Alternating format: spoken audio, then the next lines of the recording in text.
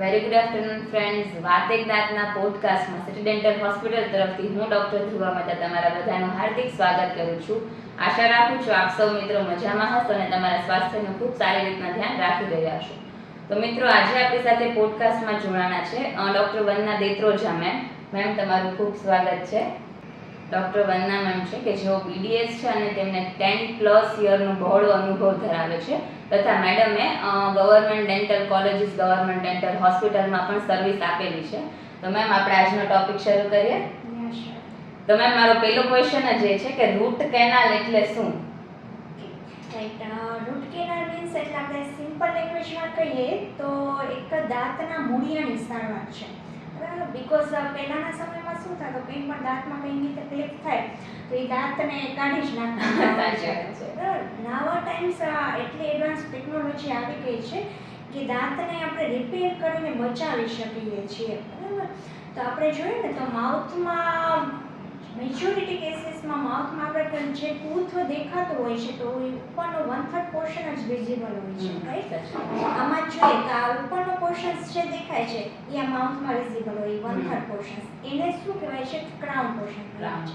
જ્યારે અંદરનો જે 2/3 પાર્ટ્સ હોય છે એ અંદર હાડકામાં જ આવેલો હોય છે, જેને રૂટ પાર્ટ્સ કહેવાય. તો જે દાંતની અંદર જે ઇન્ફેક્ટેડ અને ઇન્ફ્લેમ પલ્પ ટિશ્યુ છે એને રિમૂવ કરવામાં આવે છે રૂટ કેનાલ ટ્રીટમેન્ટમાં. અને આ રીતે જે ટ્રીટમેન્ટ પલ્પ છે ઇન્ફેક્ટેડ એને રિમૂવ કરી જે કેનાલ સ્પેસ છે એને ડિસઇન્ફેક્ટન્ટ સોલ્યુશનથી ક્લીન કરવામાં આવે છે. પછી એ ક્લીન કર્યા પછી રૂટ કેનાલ ફિલિંગ મટીરિયલથી આ કેનાલને ફિલ કરવામાં આવે છે. ઉપર એનું ફિલિંગ મટીરિયલ પરમેનન્ટ ફિલ કરવામાં આવે છે. પછી એના ઉપર કેપ કરવામાં આવે છે. તો basically one type of repairing કામ છે. એમાં તમારે કુદરતી દાંતને કાઢી નાખવાની જરૂર નથી પડતી, પણ એ જ દાંતને આપણે બચાવી શકીએ અને સેમ નેચરલ ટૂથ જેવો લુક આપી શકીએ. ના, મેડમની વાત સાચી છે કે આપણે પહેલાના જમાનામાં જોઈએ તો દાંત દુખે ને તરત સીધો કઢાવી નાખે, પણ અત્યારની એડવાન્સ ટેકનોલોજીમાં જે મેડમે આપણને સમજાવ્યું કે ખૂબ જ સરસ રીતના આપણે કરી શકીએ કે આજકાલ આપણે આટલી સરસ નવી ટેકનોલોજી આવેલી છે. તો મેડમ, બીજો પ્રશ્ન એ થાય કે કોને આપણને કઈ રીતના ખબર પડે કે ભાઈ એના શું શું સાઇન્સ ને સિમ્પટમ્સ હોઈ શકે? રાઈટ, સારો પ્રશ્ન છે કે ક્યારે તમને ખબર પડે કે આમાં રૂટ કેનાલની જરૂર છે મને.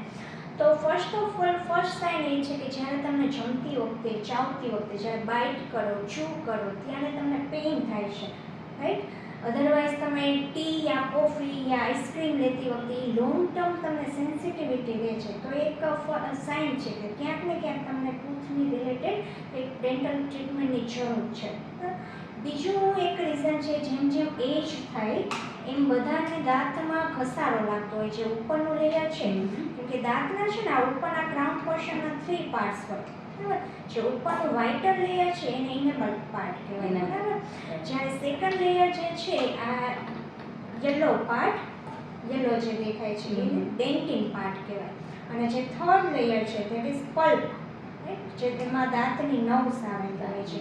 જો જેમ ઉંમર થાય એમ દાંતમાં ઘસારો લાગે એટલે જે ઉપરનો ફર્સ્ટ ઇનેમલ લેયર ને ડેન્ટિન લેયર સુધી ઘસારો પહોંચી ગયો હોય અને થર્ડ પલ્પની નજીક હોય, નર્વ્સની નજીક, ત્યારે એ ટીથમાં તમને રૂટીનમાં સેન્સિટિવિટી જેમ થાય. ઠંડુ પાણી પીવામાં દાંત કહે છે એટલે ઠંડુ ગરમ કંઈ બી ખાતી વખતે પ્લસ ઘસારો છે તો એ ટીથમાં રૂટ કેનાલ આવી શકે.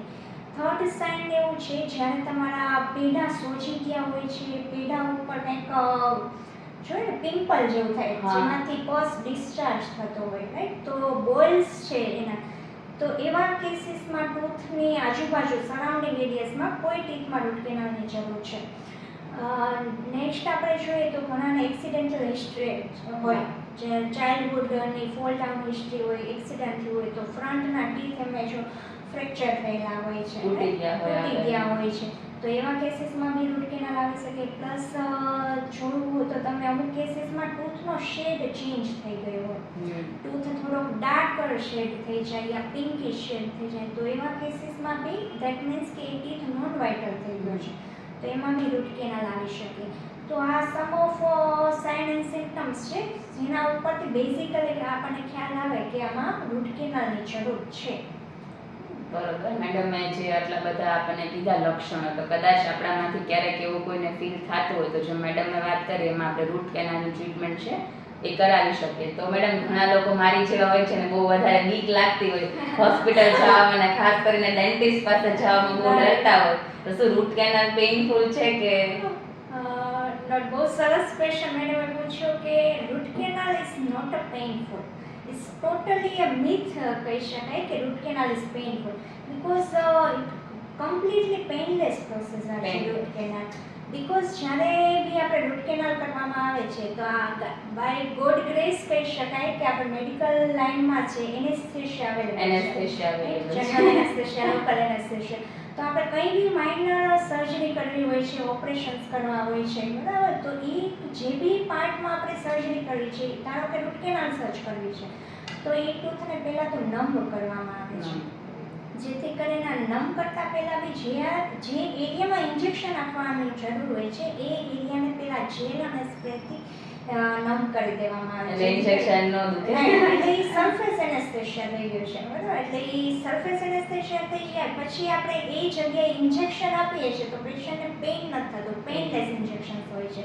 એટલે એ teeth during processor after few મિનિટ્સમાં જ એનેસ્થેશિયાની ઇફેક્ટ આવી જાય છે અને પછી રૂટ કેનાલ આપણે સ્ટાર્ટ કરીએ તો એ કમ્પ્લીટલી પેઇનલેસ હોય છે. અને મારો તો એક્સપિરિયન્સ છે, મારા ઘણા બધા પેશન્ટ્સ ડ્યુરિંગ રૂટ કેનાલ હું જ્યારે એમના માઉથમાં કરતી હોઉં છું ત્યારે પેશન્ટ સૂઈ જતા હોય છે. It's completely painless processor. એટલે મારો તો એ છે કે કોઈને બી જ્યારે પેઇન થાય તો એના લીધે એમ કે પેઇન થશે એટલે રૂટ કેનાલ અવોઇડ કરતા હોય કે ડેન્ટિસ્ટ પાસે જતા ના હોય તો એ ટોટલી મિથ છે કે ડરવાની જરૂર નથી. મારી જેવા લોકો માટે બહુ સારી વાત મેડમે કીધી કે રૂટ કેનાલ છે એટલી બધી પેઇનફુલ નથી. તો મેડમ હવે આગળ એમાં આપણે વાત કરીએ કે ઇન ડિટેલ તમે અમને થોડુંક એવું આમાં કરી શકો બ્રીફ કે રૂટ કેનાલ વિશે. તો રૂટ કેનાલમાં તમે જુઓ તો શરૂઆતમાં સમયમાં તમને ક્યાંક માઉથમાં કેવિટીસ દેખાતી હોય, બરાબર, તો એ બ્લેક સડો આમાં જો ને તો માઇનર જ આ બ્લેક સડો છે.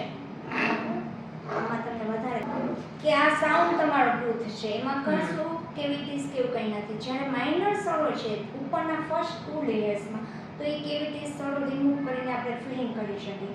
પણ જો એ સડો ડીપ જતો રહ્યો છે, અંદરની નર્વ્સ છે રેડ કલર છે એ દાંતની નર્વ્સ છે, બરાબર, ત્યાં સુધી ટચ થઈ ગયો છે તો એમાં શું કરવામાં આવે કે આ નર્વ્સને રિમૂવ કરવામાં આવે છે જે ઇન્ફેક્ટેડ અને ઇન્ફ્લેમ છે એને આપણા ફાઇલ્સ આવે અલગ અલગ એનાથી ટોટલી રિમૂવ કરવામાં આવે છે.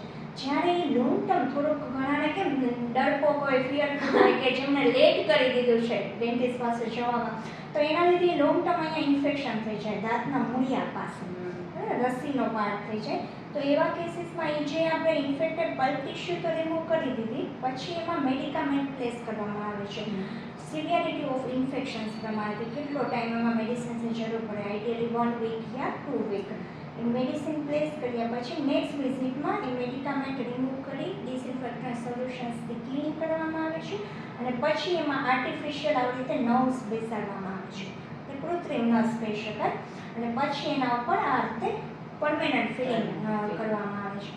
ધેન એ ટૂથને આપણે રિસ્ટોર કરવામાં આવે છે, જેમ કે ક્રાઉન યા કેપ તમે સાંભળ્યો હશે એવી રીતે કેપ કરવામાં આવે છે. તો આ એક બ્રીફ પ્રોસીજર છે રૂટ કેનાલની. તો મેડમ આપણે રૂટ કેનાલ કરાવી તો પછી આગળ એના આપણા બોડીમાં કઈ રીતના એની થશે રિકવરીની આપણે જો પ્રોસેસની વાત કરીએ તો? Recovery process is always depend upon the severity of infections કે આપણા બોડીમાં યા ટૂથમાં કેટલું ઇન્ફેક્શન્સ છે. જેમ કે મેં કીધું કે સાઉન્ડ ટૂથ સ્ટ્રક્ચર છે ઉપરથી સડો ખાડો થઈ ગયો છે અને નર્વ સુધી પહોંચી ગયો છે બટ મૂળિયામાં ઇન્ફેક્શન્સ નથી તો એવા કેસીસમાં વિધિન 2 or 3 ડેઝમાં જ રિકવરી સરસ આવી જાય છે. ફર્સ્ટ સિટિંગમાં જ એમનું પેશન્ટનું પેઇન જતું રહે છે, બરાબર. કોઈમાં લોંગ ટર્મ ઇન્ફેક્શન્સ છે યા નીચે મૂળિયા પાસે રસી થઈ ગઈ છે, પસ છે તો એવા કેસીસમાં 1 યા 2 વીક જેવું રિકવરી પ્રોસેસ ટાઈમિંગ હોય છે. અને બહુ લોંગ ટર્મ ક્રોનિક ઇન્ફેક્શન્સ હોય તો એવા કેસીસમાં 21 ડેઝ જો હોય છે.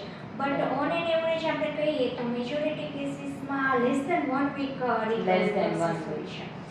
And root canal treatment is highly successful treatment કરી Successful શકાય treatment. ડેન્ટિસ્ટ્રીમાં, જેને લીધે આપણે કુદરતી ટીથને એજ એઝ ઇટ ઇઝ બચાવી શકીએ. રીતે આપણે શેપ આપી શકીએ છીએ. ખૂબ જ સરસ. તો ફ્રેન્ડ્સ, આપણે સૌથી પહેલા તો મેમનો ખૂબ ખૂબ આભાર કરીએ કે મેડમે આપણને આટલી સરસ માહિતી પૂરી પાડી. તો મેડમ, તમારો ખૂબ ખૂબ આભાર. હોપ ફ્રેન્ડ્સ, તમને આજનો અમારો પોડકાસ્ટનો સેશન ખૂબ ગમ્યો હશે અને તમારા જીવનમાં કંઈક ઉપયોગી જરૂર થયું હશે. તો ફ્રેન્ડ્સ, આપણે ફરી મળીશું આવતા શનિવારે એક નવા ગેસ્ટ અને એક નવા ટોપિક સાથે. Till then, keep smiling, stay healthy.